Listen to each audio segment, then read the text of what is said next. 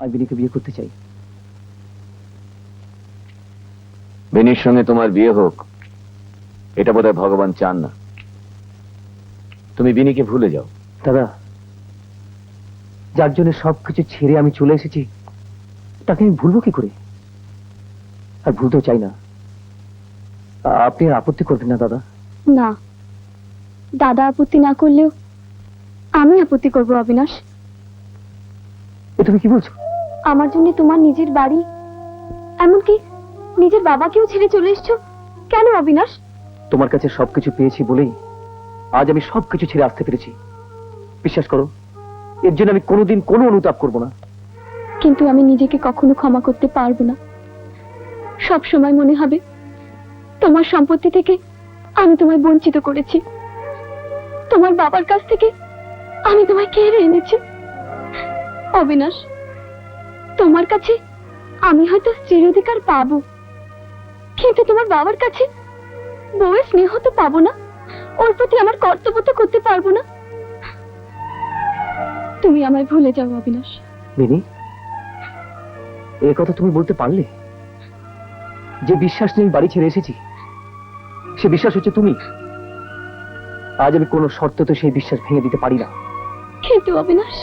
আরে মা, এর মধ্যে আর কিন্তু স্থান কোথায়? মামা, হুম? তুমি? বাবা তুই বাড়ি থেকে চলে আসি পর না আমি আর থাকতে পারলাম না। তোমার মা আমার উপর যে দায়িত্ব দিয়ে গেছেন তা পালন করবার জন্য আমি এখানে এসেছি। মা তুমি ভেবো না, সময় সব ঠিক হয়ে যাবে। তোমার যদি কোনো যোগ্যতা থাকে তাহলে একদিন না একদিন তুমি তোমার শ্বশুরকে নিজের করে নিতে পারবেই। কিছু ভেবো না।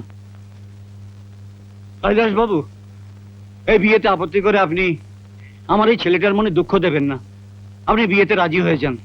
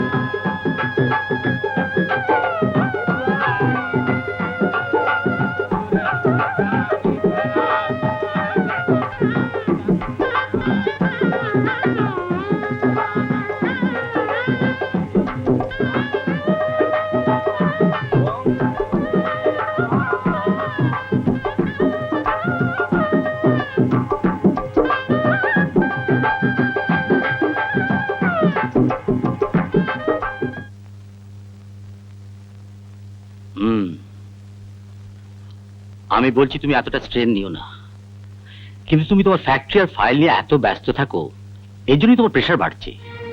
ফ্যাক্টরি ফাইলের জন্য আমার প্রেশার বাড়েনি ডাক্তার, প্রেশার বেড়েছে অবিনাশের জন্য। দেখো দেবেন্দ্র, বাপ হয়ে তুমি ছেলের মনের কথা কোনোদিন বুঝতে চাওনি, বরং তোমার সব ইচ্ছে তার মাথার উপর চাপিয়ে দিয়েছো। ছেড়ে দাও, যা হবার তা হয়ে গেছে। এখন ওসব কথা ভুলে ছেলে বউকে বাড়ি নিয়ে এসো। কি বললে? ওদের বাড়ি নিয়ে আসবো? যার জন্য আমার ছেলে আমাকে যা তা করে অপমান করেছে, সেই মেয়ে বাড়িতে বউ হয়ে আসবে? আমার ছেলেকে যদি চিরদিনের মতো হারাতে হয় তাতেও আমার দুঃখ নেই, কিন্তু সেই মেয়েকে আমি কোনোদিন ক্ষমা করব না।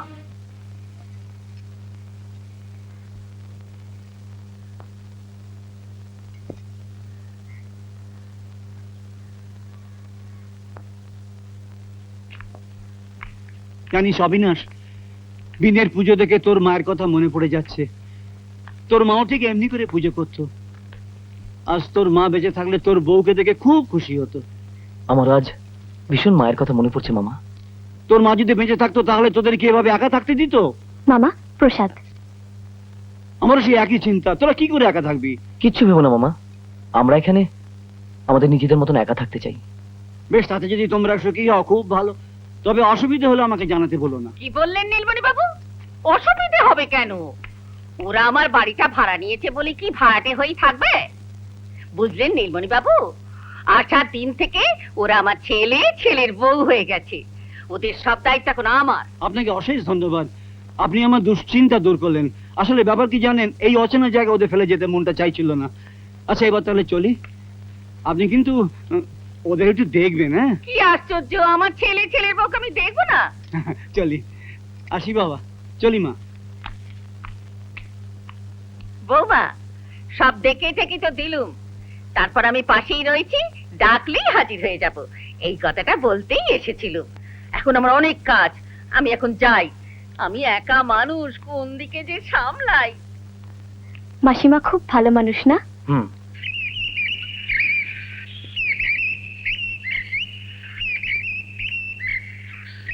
এই দেখো দেখো, কি সুন্দর পাখি, সোনা রঙের গা।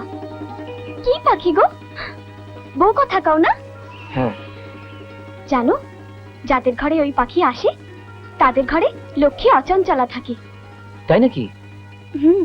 তাহলে যারা লক্ষ্মী ছাড়া, ও পাখি তাদের বাড়ি থাক।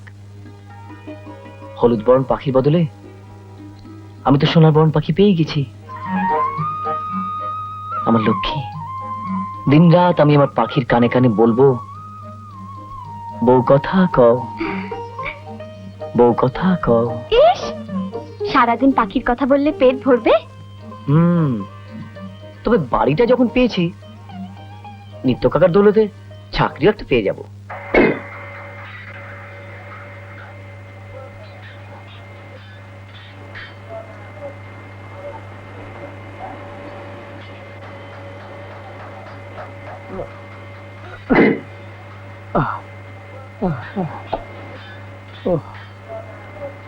দূর কুচুবড়া, কি ব্যাপার, পাচ্ছ না? না, কোনোদিন করিনি তো। অভ্যেস নেই তো, করতে করতে গা সওয়া হয়ে যাবে। নিত্য কাকা, আপনার জন্য কাজটা পেলাম, আপনাকে কি বলে যে ধন্যবাদ দেবো। দূর কুচুবড়া, আমি চাকরি দেবার কে? কাজটা খালি ছিল, তুমি পেয়ে গেলে। তবে হ্যাঁ, ভেবেছিলাম হতভাগা কার্তিকটাকে কাজে ঢুকিয়ে দেবো। কার্তিক? আমার ছেলে। ও, হ্যাঁ, ওর দ্বারা কোনো কাজকর্ম হবে না, দিন রাত্রি ছুটি দেবে। যা কুচুবড়া, ছুটি হয়ে গেল, যাও তুমি, যাও তুমি যাও। চলুন একসাথে যাই। পাগল, যাবার উপায় আছে?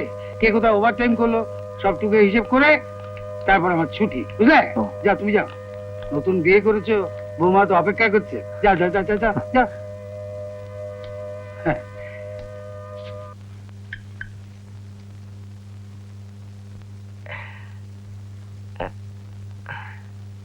হ্যাঁ, একেই বলে বইয়ের মতন বউ। স্বামী ক্লান্ত হয়ে বাড়ি ফিরতে না ফিরতেই হাতে একেবারে গরম চায়ের কাপ। Thank you. দেখি ব্ল্যাক টি। কি করব, দুধ নেই। এই, খেয়ে নাও না।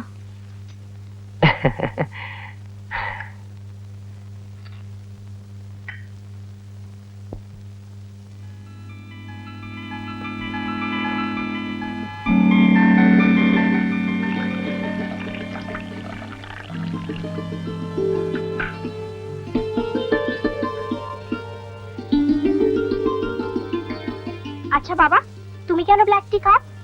আমার ভালো লাগে। ও, বড় লোকেরা সব ব্ল্যাক টি খেতে ভালোবাসে, তাই না? আমিও বড় হলে ব্ল্যাক টি খাবো।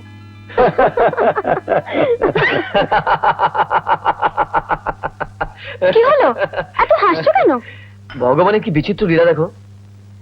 গরিব বড় লোক সকলকে সমান করে দেন উনি। আমার বাবা নামই শিল্পপতিদের একজন, হুম, উনিও দুধ ছাড়া চা খান। আর আমিও ছেলে গরিবদের মধ্যে একজন, সেও এখানে সে দুধ ছাড়া চা খাচ্ছে। আচ্ছা, হুম, বাবা কেন ব্ল্যাক টি খান? এমনি ওর খুশি। তবে হ্যাঁ, বাবার ব্ল্যাক টি আর আমার ব্ল্যাক টির মধ্যে কিন্তু তফাৎ আছে। তার মানে? মানে হচ্ছে বাবা চায় মিষ্টি খান না, কিন্তু আমার চা খুব মিষ্টি। হ্যাঁ, কারণ ওর মধ্যে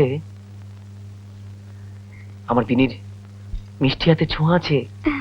ধ্যাৎ,